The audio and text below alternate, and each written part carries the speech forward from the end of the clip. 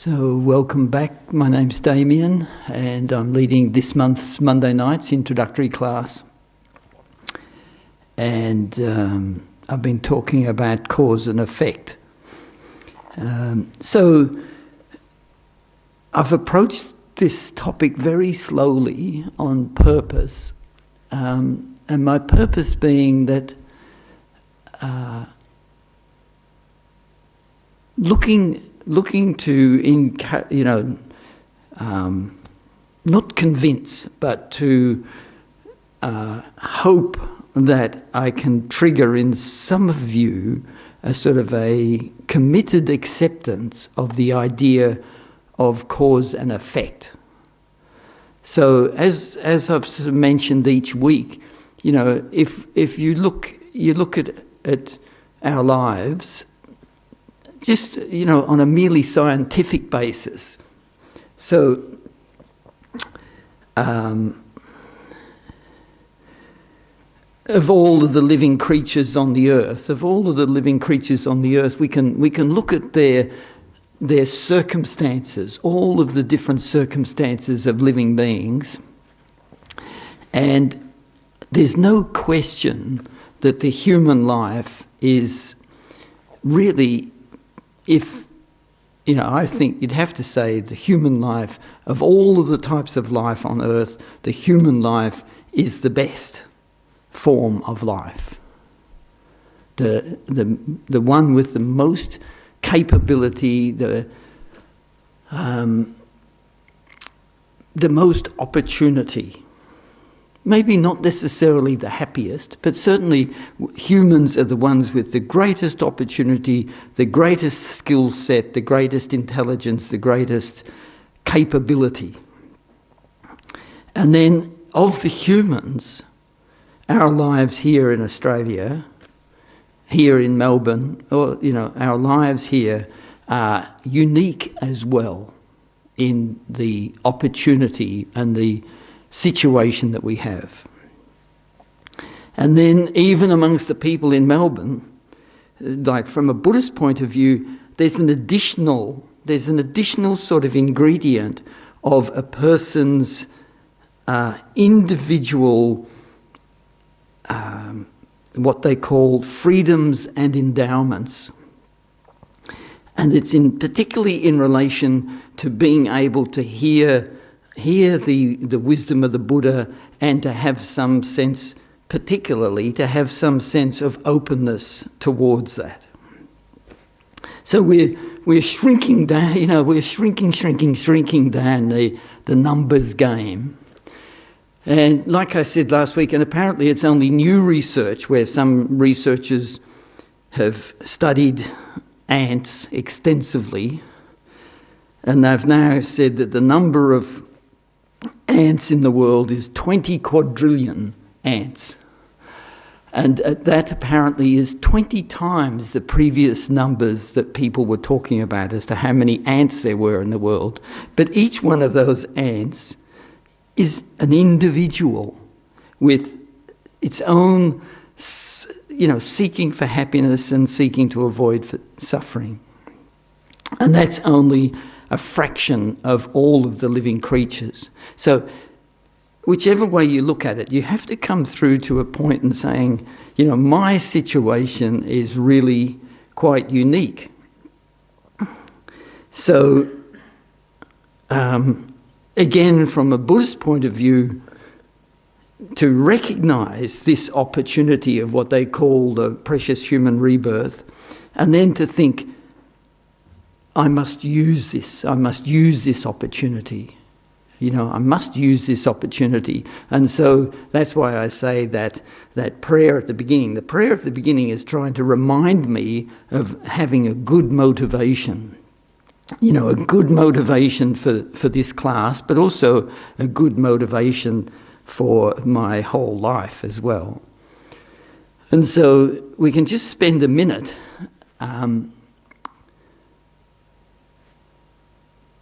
we don't know what the cause is for me to have such a good life. From a Buddhist point of view, it's said that somewhere in our past continuum, some past person of my own mental continuum created actions that have resulted in this life for me. So you can sort of say, I did that, but really the I here that I'm saying that I did that is not the I that did that. It's something in a past, some continuum, there's some connection between me and that person that created the causes for this, and I should be eternally grateful. But it wasn't, in a sense, it wasn't me that did that. So I should generate some sense of gratitude for that person to have created the cause for this. So then you think, well, then the purpose of this life. So certainly from a Buddhist point of view, the main purpose of this life is to benefit others. We can say to benefit others. And so that means using this life in a manner that enables me to really benefit others. And we talked a little bit about that last week. But anyway, the point of all this is to generate that some motive that this class, this moment, to have a mind thinking about all of the living beings and how unique my opportunity is, this opportunity, and then generating some motivation, thinking I will use this human life opportunity to benefit others. So let's just spend half a minute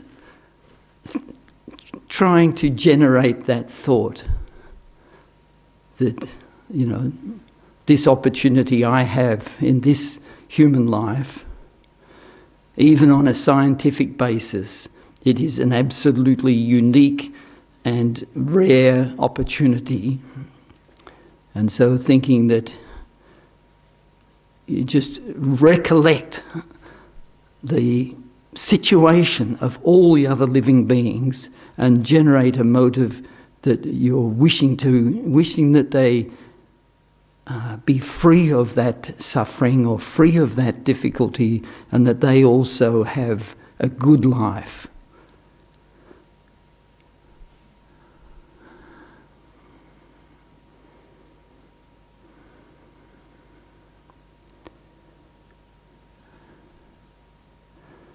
So in doing this sort of motivation, you can actually visualize that somehow all of these different living beings take the form of a human, and so that in your contemplation you see that as a beneficial state for them all to be in.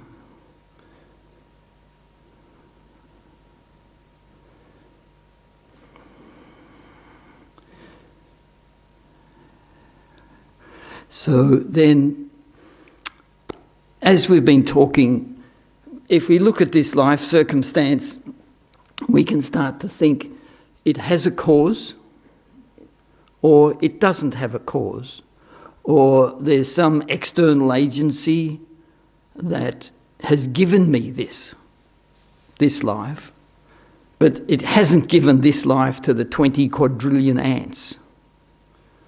But whatever philosophy you have, to see that there's these different descriptions of how we come to have this life. Whether it's through a creator, or whether it's just nature, or just random scientific genetics, or whatever it is.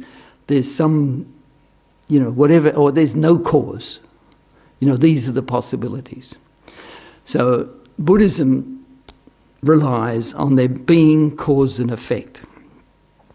And so the Buddhist philosophy is that this is the result of a previous cause, And all of the different experiences that I have and my circumstances are also the results of cause and effect. And so the conditions and everything that I experience, but in particular, my joy, my happiness, my suffering and my pain are the result of cause and effect. So I'm going to assume that you've all come to some acceptance of this idea. So that now that we've come to some acceptance of this, so there's two ways of approaching this. And Buddhism is the same as Christianity in this regard. You know, the Buddha said, don't worry too much about the philosophy. All you have to do is avoid the 10 non-virtuous actions. And the same in Christianity. You don't have to worry too much about this or that philosophy or theory or anything. Just observe the 10 commandments, right? So the Buddhist approach to the 10 non-virtues is very, very similar, or that's a redundancy, but is similar to the 10 commandments. Don't kill, don't steal, don't do adultery, don't lie, don't cheat, etc. Don't, mislead people, slander people, and also about wrong view and ill will, all these. So there's a strong similarity. So one approach we can have in life is a very simplistic approach, and you can just say, the Buddha said, avoid these 10 non-virtues and engage in these 10 virtues.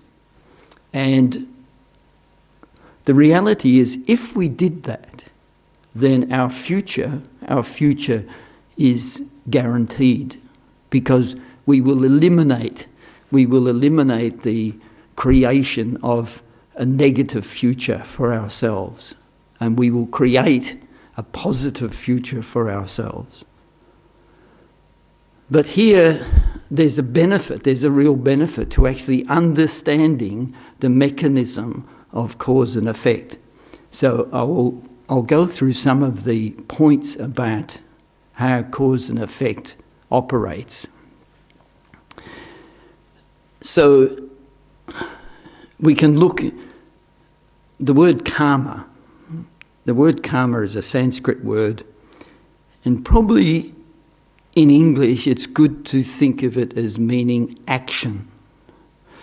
And so instead of using the word karma, I will use the word action, because unfortunately we've got a whole lot of other meanings that we've attached to the word karma in English, right? So we'll talk about it being action. And if we look at an action that is either strongly positive or strongly negative, there's a similarity in those actions in that initially I have an intention, I have some mental intention. And then there's an object, like a person or a physical object or something. And then there's my desired action. And that desired action may be to kill that person, or to steal that thing, or to abuse somebody, or harm somebody, or it may be to benefit somebody, to be generous, to give somebody something, to help somebody out of some difficulty, to care and apply love and affection to somebody. So we have the mental intention and the mental, let's call it emotion, and then there's a clear object, the person or the thing or whatever it is that we want to think, and then there's the action that we're contemplating. So we're contemplating an action, and then I actually do the action. I harm the person. I steal the thing. So let's say in the case of theft, there's something that I want to steal. I steal it, and it's then in my possession. And so then I have the thought, it is now in my possession, and so I have a sort of a sense of completedness of the action. So there's a sense of having completed the action. So in the case of wanting to harm somebody, there's the emotion or the affliction, maybe anger, and then there's that certain person there, and there's the thought about how you will harm them, and then you carry out that action, and then there's a thought of I have succeeded, I have completed that action. And that sense of completion, in a sense, is a type of rejoicing in the action that you chose to do and that you have now completed. So those four elements, if they're all there quite strongly and present in an action, then that action is described as being a complete action. And complete either in a virtuous sense or a non-virtuous sense. So similarly, if there's somebody that I want to be generous to, I have the thought, I'm going to give this person a meal, and then, so the action then is that you cook the meal, you prepare the meal, and you offer them the food, and when you've offered them the food, you have that sense of I have completed this action of generosity. Okay, so in that sense it becomes a complete action. But the reality is most of our actions are pretty mindless and they're sort of neutral because we don't actually have much of a clear motivation and we don't have a lot of clear thinking about it. So unfortunately most of the actions that we do during the day are fairly mindless. Even when we might be being generous to somebody, or you're opening a door, or you're letting somebody come in the traffic, or you're doing something, and we do not have a clear motivation or a clear sense of the action, and we don't have the sense of rejoicing that the action is complete. So these all sort of show that in a sense for us, there's a missed opportunity every day to be creating very good karma. You know, if we can work on our motivation and the clarity of our actions, rather than just a wishy-washy approach to the daily life. So certainly in Buddhism, we're encouraged to try to start the day with the thought when you wake up, today I am going to benefit others.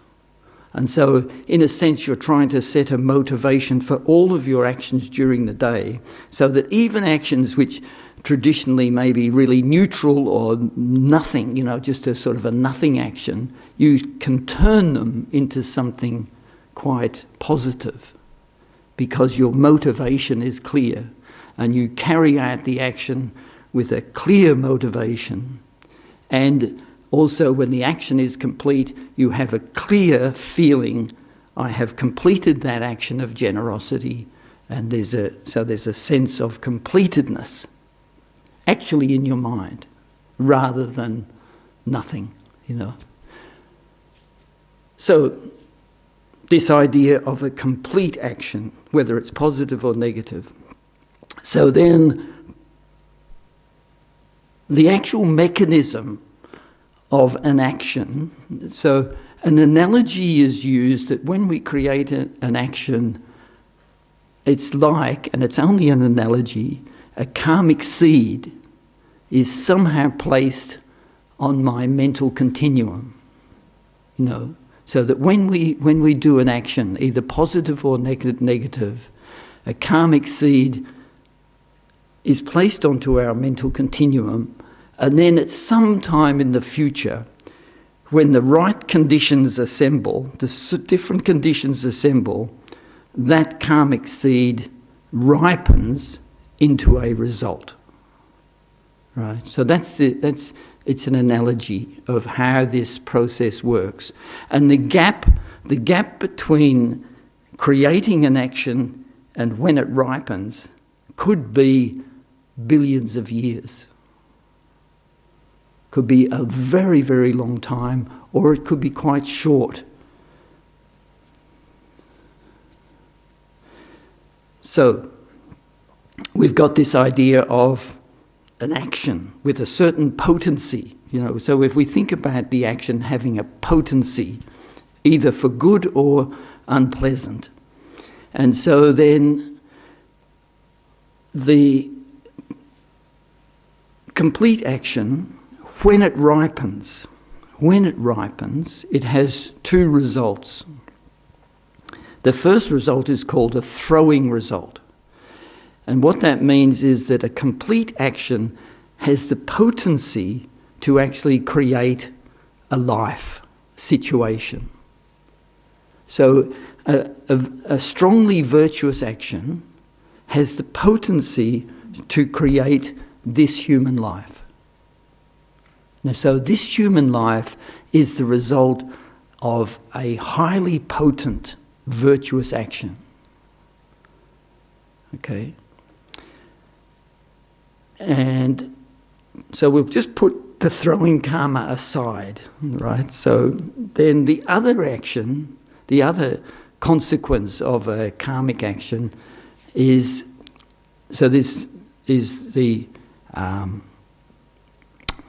completion. It's called the completion. So there's the throwing result, and then there's the completion aspects. And this is where I think it becomes very useful. So when you have a rebirth as a human, there is a result that is similar to the cause in terms of experience, and then a result that is similar to the cause in terms of habituation or disposition. So an example would be that a person who has spent a lot of time being generous, and then now as a human they will find that being generous is a very natural disposition. So that's in terms of they have habituated their mind to generosity, and so in this life as a human, without any particular cause, it seems, they are naturally very generous. And secondly, they will experience the result of generosity. And so that means that they will experience being, both being possibly materially wealthy, but primarily in their own mental experience, they feel fulfilled, like as though they are fully wealthy in their experience. They may not physically be wealthy, but their experience is of wealthiness. And so that's why that you can have a billionaire whose experience is, their mental experience is a poverty experience. They feel they do not have enough. But a person who has so the result in terms of the experience is that they feel fully sufficient. So it's a wealthy experience. And then their disposition is to be generous. And so there's some other results that they describe. They say like that if they plant crops, they will ripen with bounteous produce. If they enter into some activity or whatever, it will be successful. These are said to be some of the results of being generous. There's a sort of a fulfillment. And then the third result is called the environmental result. And so the environmental result of generosity is that there's plenty. There's plenty. Nothing is scarce. There is abundance in their life. And like if you think in Australia, you can say things are in abundance. So as a total community, there is a I would think you'd have to say there's been a strong aspect of generosity in general. But individually we can see where individuals do not share in that. But overall, our environment is a generous environment, So there's this sort of generality, but it doesn't necessarily apply to every individual.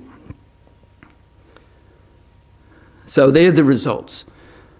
A result similar to the cause in terms of experience, and a result similar to the cause in terms of disposition. So I feel, and how valid this is questionable, but I feel that you can look into yourself and see your own dispositions. And you can attribute those dispositions to cause and effect. And so if you do that, I think it can inspire you to reverse the negative dispositions and to enhance the positive dispositions that you have. So if you look into yourself and you see that you have a disposition towards being miserly, then you can accept that I have that disposition, and you can then put in effort to try to reverse that disposition. If you have a disposition to lie, so for instance, the results of lying, in terms of experience, the results are that people will not believe what you say. That even when you say the truth, other people won't believe you. And that your words won't carry any weight. And you will have the disposition or the habituation to just lie. And so that you'll find that you can see it sometimes that, and I'm doing something I didn't want to do, which is talking about other people, but what you can see is, you can see that some people suffer from not being believed, and also that some people will lie in circumstances where there doesn't seem to be any reason to lie. And that just indicates that their disposition to lie is ingrained. And so even when there doesn't seem to be a particular reason to lie, that what comes out of their mouths is not true. So the whole issue of cause and effect is that you really need to apply it just to yourself, in your own experience, your own behaviour, and look at it from your own behaviour. If you start to get too involved in what other people, this, that, the world, or whatever, it can be very, very confusing and distracting. So the purpose of applying cause and effect is for me to change my future. My future. I cannot change other people's future, but I can change my future. So part of the reason that the last 3 weeks I've been just trying to talk about accepting the idea of cause and effect is that as soon as you start to talk about these results and the way different people experience what has been created in the past that is carried on their continuum, if we haven't accepted cause and effect, we'd say, well, what about the innocent baby? What about the unfairness? What about this? What about that?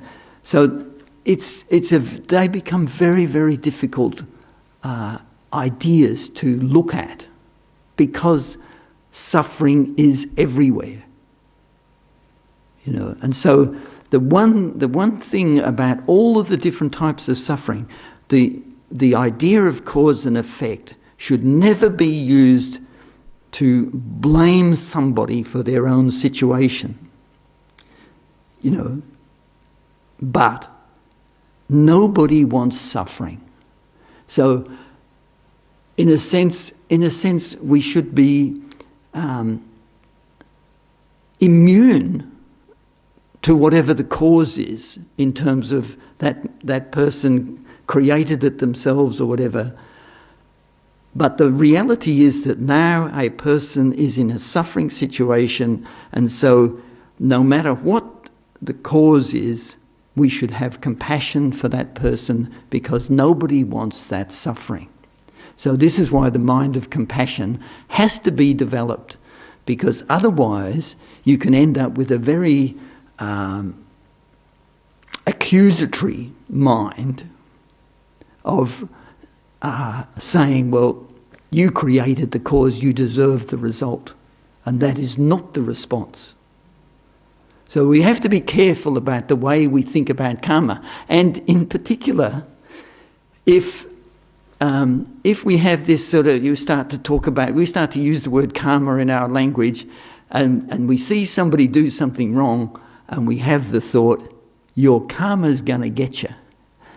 You know, that is the wrong attitude, because in a way it's a very deceitful attitude. You're using your knowledge of cause and effect as like a tool to harm others. You know, with the thought, a harmful thought based on karma. So you have this thought, oh, the person that stole from me, their karma's going to catch up with them and they're going to really suffer. You know, that's not the way to use the understanding of karma, because you've turned your knowledge of cause and effect into a tool wishing to harm others, and that is what you have to see, that you're using that knowledge as a tool to enable you to wish harm on others, thinking that they will experience the karma of their actions and suffer in the future. So it's a sort of an unsatisfactory interpretation. But you'll see that that's actually present in the standard worldly attitude. You know, if you look on social media or whatever, you know, your karma will catch up with you, or their karma. Anyway, yeah, I'm sure you understand the point I'm making. So for us always to think nobody wants suffering, and so whether something is caused by the person or not, nobody wants suffering, and so compassion should always be generated. So the important things to think about are the potency of an action is about the clarity of our motivation. So particularly in terms of doing good actions, the clarity of our motivation, the object, then the action, the intention of the action, the doing of the action, and then the sense of completedness or rejoicing in the action being complete. And so if we have an opportunity to help somebody, or to be generous, or to be patient, or to be kind, to have an awareness that can strengthen our motivation in that moment, and to be clear about those ingredients in the action, and to make them as strong as possible. And then in relation to negative actions, to also see that, like, you know, with a very angry mind towards somebody, you can see the strength of that anger, and then there's the person that you're wanting to harm, and then there's the action of what you're going to do to harm them, whether it's insulting them or striking them or causing them embarrassment or some loss, you know, doing something that harms them. And then that action, and then carrying out that action, and then the sense of completedness, of rejoicing in the action.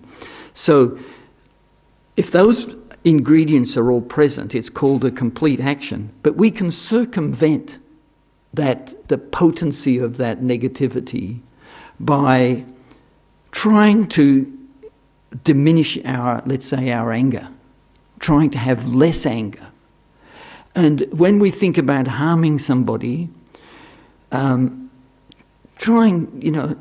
like there's one of the thought transformation texts says, never strike to the heart. And it's something that always stuck in my mind, that if you are angry with somebody and you're thinking about things to say that will hurt them, if you can recollect, you might know something that really goes to the heart of that person and can really hurt them. And so the instruction is never strike to the heart.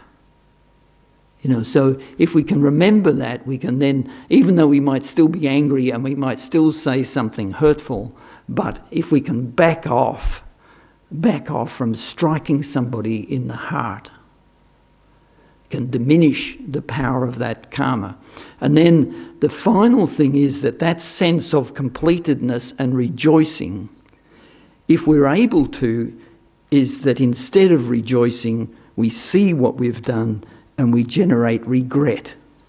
If we can generate regret at the time of the action, but even later on, if we generate regret, it can diminish the power of that action. So in the Buddhist sort of purification practices, regret is the first thing to generate.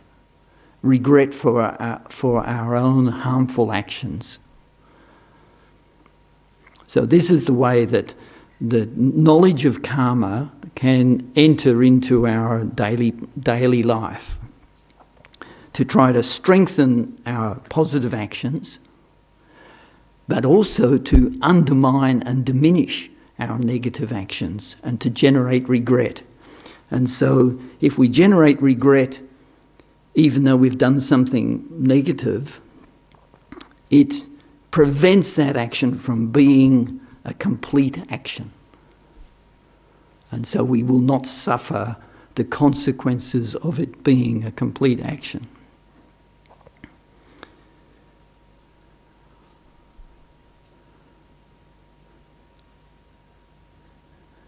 So you can see that having awareness and mindfulness in our daily life, both in undermining negative actions and also in strengthening our positive actions, if we can have mindfulness in those actions, then we are able to change the outcome of those actions. And that's why meditation is so important. So the regular practice of meditation will give us these two aspects of mindfulness and introspection. And those mental skills actually can be cultivated sort of for every minute of the day, not just when we're meditating, but for every minute of the day we can be self-aware and mindful of our actions and to be able to be focused and clear about doing something positive, for example. So that's why it's important to meditate. And in our meditation to have that motivation that I'm doing this meditation to develop the skill of mindfulness and alertness or introspection, and that will enable me then to minimize my negative actions and increase my positive actions. So we'll do some meditation. Who's here for the first time? There's a couple of people. Good on you. Okay. So we're just going to focus on the breath, like the sensation of the breath as it goes in and out. And just to keep your focus 100% on the breath and not to let any distractions come into your mind. So sit in a comfortable posture position and bring your mind inside yourself. Let all of the different thoughts disappear, fade away, drift. Just you take away your attention from all of the different thoughts, and bring your mind into a state of no thought, and then turn your attention onto the breath. And particularly focus on the awareness of the breath. And just keep your concentration there 100%.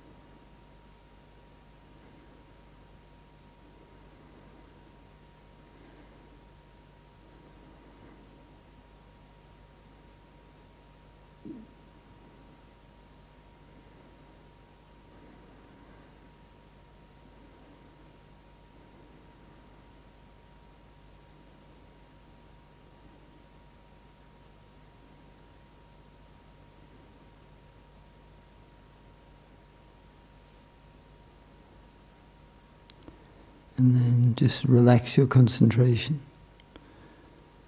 So now using that good concentration that we've generated, just spend a minute thinking over any aspect of tonight's talk. If there's something that you heard, so just spend a minute thinking over that aspect.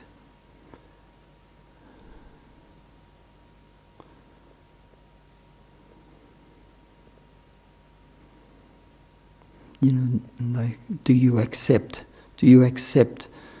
cause and effect? You know, does this idea of your habituations and your experience, can you see that does seem true or not true? You know, to examine whether you can see that connection or not.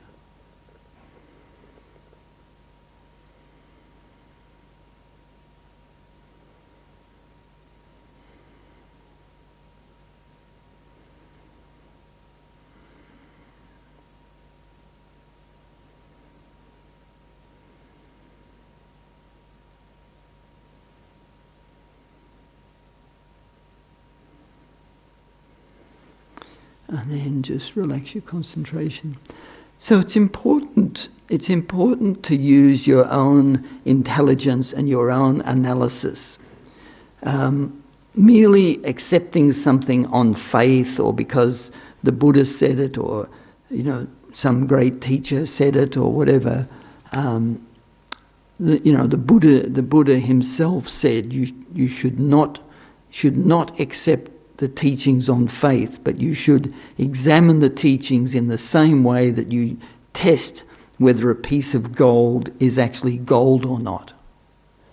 And so the analogy is that to prove that gold is gold, you rub it, you cut it, you burn it, and each one of those actions produces different colours or different surfaces, and so then you can establish that it is gold. So the Buddha said that we should examine the teachings in the same way by subjecting them to intense checking before we accept them. So if there's any questions, or we can have a bit of a discussion. Yeah. Hi. I was just thinking in regards to cause and effect. If everything that happens in the present is caused by something in the past, where does free will fit into it? Yeah, so the question is about free will. So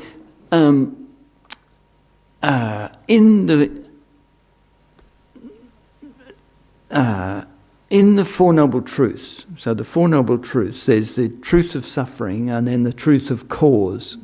So the truth of cause of suffering, and we could say the truth of our experience, is two things: karma, like previous action, and afflictions. And so those previous actions that have been created, so I, Damien, did not create this human life. Do you see that? Do you see that yourself, that you did not create this human life, right? So we've got this human life, and then, but our experience, we get presented with conditions. And it's our afflictions and our thinking in regard to those conditions which actually determines our experience. So, unfortunately, we have total free will in regard to generating afflictions. Although we have dispositions which tend to cause us to have maybe more anger than the next person, or more desire than the next person, or more jealousy, or more generosity, or more kindness.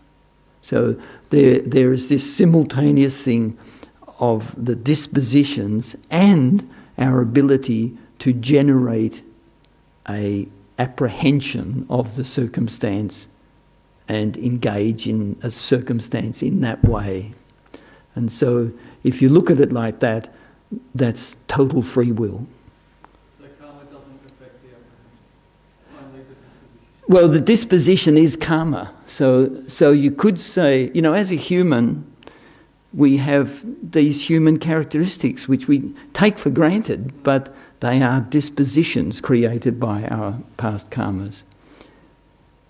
But Geshe Doga, when he was asked that question about do we have free will, he said, merely asking the question indicates that you have free will.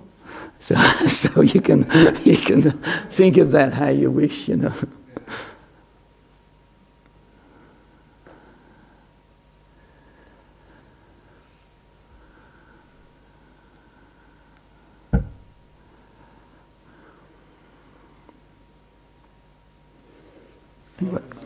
Yeah, sure.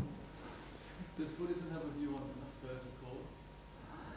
A first cause in what regard? As in the first ever cause? Well, it does have a view, and it's the presentation is that my continuum is beginningless. There's no indication of it ever having a first moment. all right? That they're, so beginningless. And now, whether that just means that it's beyond our comprehension or that effectively it is beginningless, but I think if there was a time when the vast majority of human beings thought that the world was 6,000 years old, right? And then there was a time when the scientists and all that said, well, the universe is about 14.5 billion years old and it started from here. Now the accepted thinking is that there's an endless succession of universes and even multi-universes with endless successions and huge numbers of things. So Buddhism has always been saying that there is a beginninglessness and that the extent of the universe is just mind-boggling huge, like countless. So in like this worldly system, they say there is 3,000 world systems. Now you think, 3,000, that's a containable number. But they don't mean 3,000, they mean thousand world systems where a life like this is possible. So the extent of the presentation of the Buddhist universe is mind-bogglingly big, and the scope of time is beyond our comprehension.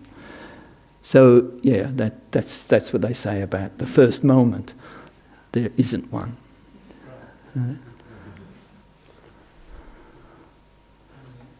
Yeah. Question. I wrote it down in my notes, but I might have Modified it a bit, yeah. simplified shortcut. Anyway, you spoke before about how regret on a negative action, whether it be immediately after the action or later on. Yep. How that's the first step of Purification, yeah. not redemption, but No. purification.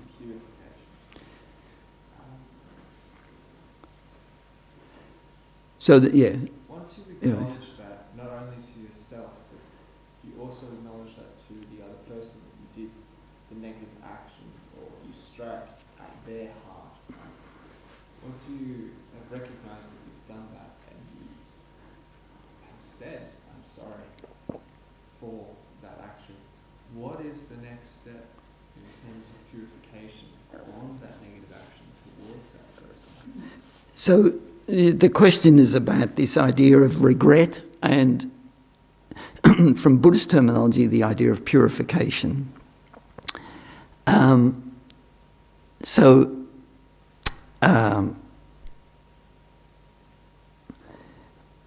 think if we approach this from the idea of my dispositions, right? So if I've harmed somebody, cheated on them, lied to them, stolen from them, hurt them, whatever, you can see that disposition has come out of anger or jealousy or pride or competitiveness or something, that you can see that disposition in yourself. So the mind of regret in regards to that action is, you can see that it is an antidote. You can see that it's actually an antidote to that disposition. So if I've had a lot of anger towards somebody, and I generate a lot of regret for the actions that I did out of anger, if I generate regret, you can see that regret actually diminishes the likelihood of your future anger. Like you're not going to go there again if you have really genuine regret. You're not going to repeat that action. So the idea of regret is that it diminishes the power of that disposition. Right? Do you accept that? Right. Then, in terms of redressing the harm that you've done to somebody, that can be a good thing to do, or maybe it's not possible or whatever. But certainly in this sort of language here, changing your dispositions is the best thing that you can do.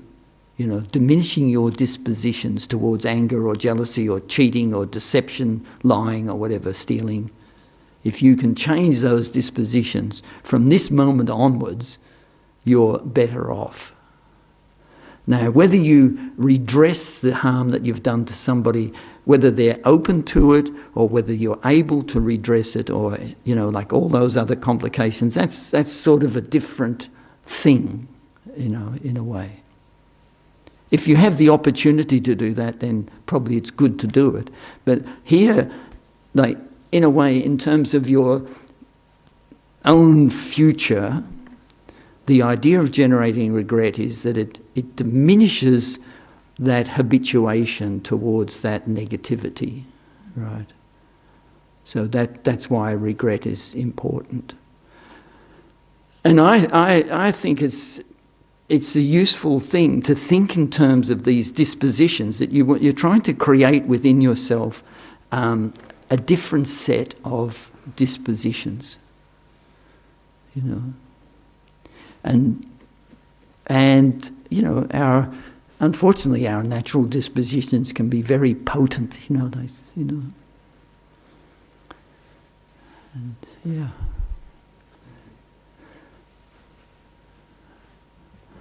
All right, I think that will. So let's just do a bit of a dedication. So again, we can think about this in terms of dispositions also.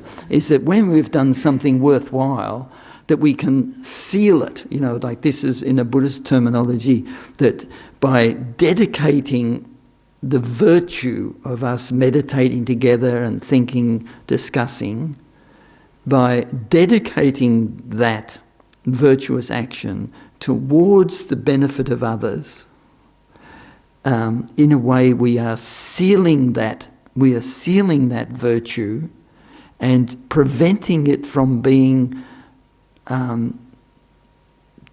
diminished by our own future negative actions. So this is the idea of dedication, that we are sealing this virtuous action towards the benefit of others, and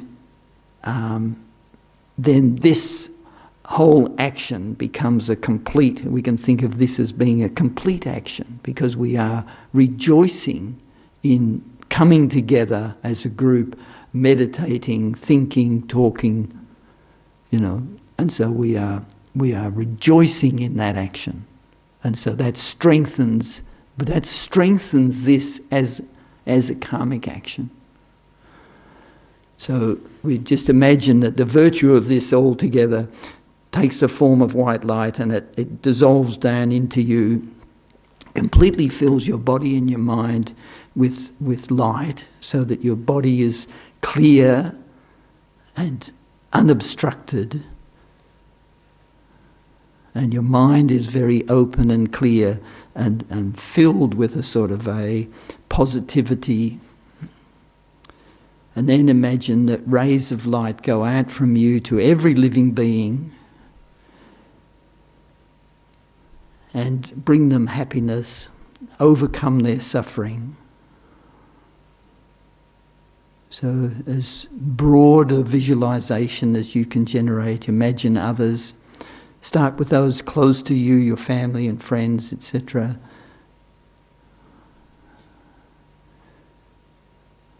And if you know somebody's particular problems or illness or situation, and then imagine that the rays of light relieve the suffering of that situation.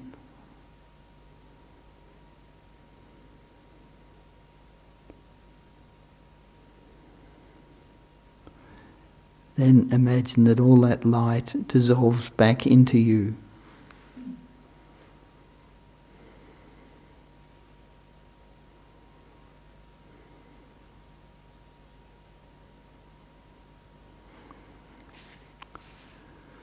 So thank you very much. There should be a cup of tea up in the dining room, and there's a cake there. I did see a cake. So, and we've got one more week, so there's 5 weeks this month, and so I'll be here next Monday as well. So thank you. That's